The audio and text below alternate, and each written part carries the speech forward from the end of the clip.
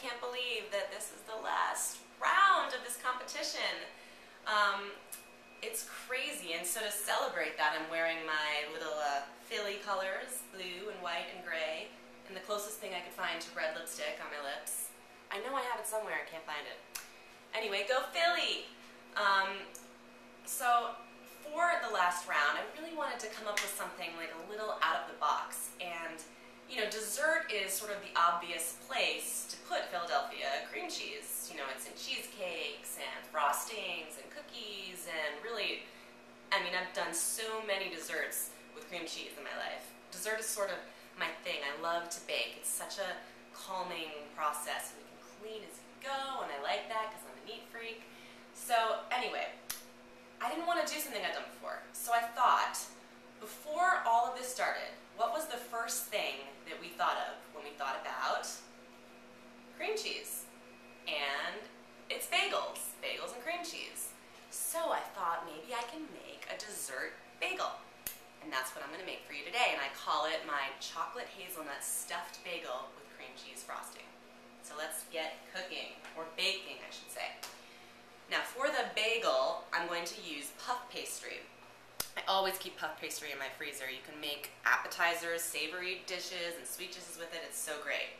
So I have let this thaw just a little bit. You don't want it to thaw too much because you need the butter in the pastry to stay nice and cold. That's what gives it that flaky goodness. All right, and I'm going to make 2 large bagels for you today. This recipe makes 4 large bagels or 8 smaller bagels.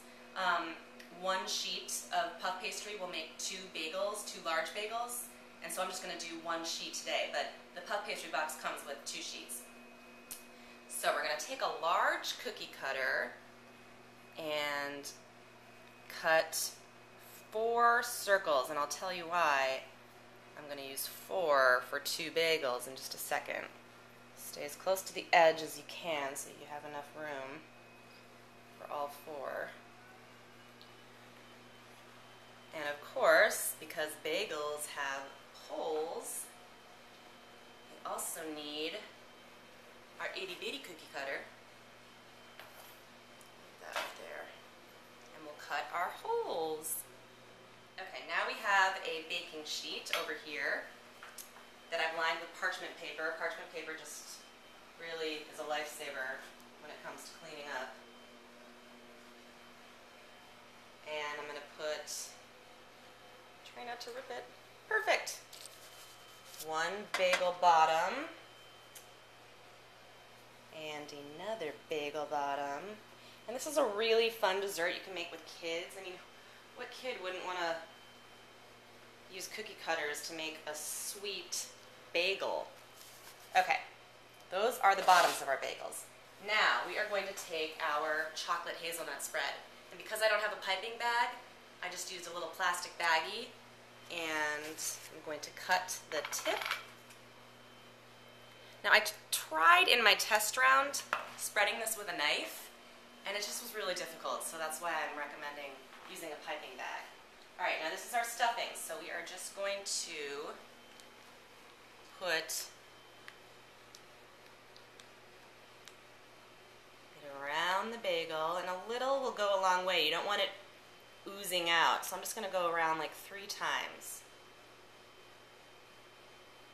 on each bagel. I could eat chocolate hazelnut spread with a spoon. It is so good. Okay, maybe a little more. Why not? And now let's get the tops of our bagels and just put it right on top. Then you're going to want to use your fingers and sort of press down on the edges to... This one's not cooperating with me. Don't worry, it doesn't have to look pretty because it'll puff up in the oven and it'll look pretty. Okay, so now I'm just going to use my fingers, sort of close the seam so that your chocolate hazelnut spread doesn't ooze out during the baking process. All right, that should be good, nice and closed. Now we're going to take some egg wash, which is just one beaten egg with a little bit of water, and sprinkle the top. Brush the top with your egg wash. And this just gives it a, golden exterior. Makes it a little shiny. And that's how real bagels come out. Once they're boiled, they look all shiny and nice on the top. All right, 2 bagels ready to go. Put them in a 375-degree oven and bake them for about 8 to 10 minutes. Alright, our bagels are cooking in the oven, and now I'm going to make my cream cheese frosting. 8 ounces of softened Philadelphia cream cheese in our mixer. 1 stick of unsalted butter, also softened. I leave these out overnight, actually. Totally fine. Gets them nice and easy to work with. So 1 stick of unsalted butter, and we're going to cream those together. Okay, then we're going to add 2 cups of powdered sugar.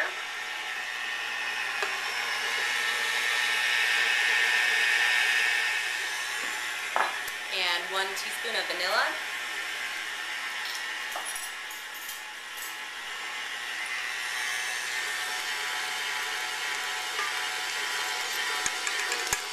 And that's it. How simple is that? Cream cheese frosting.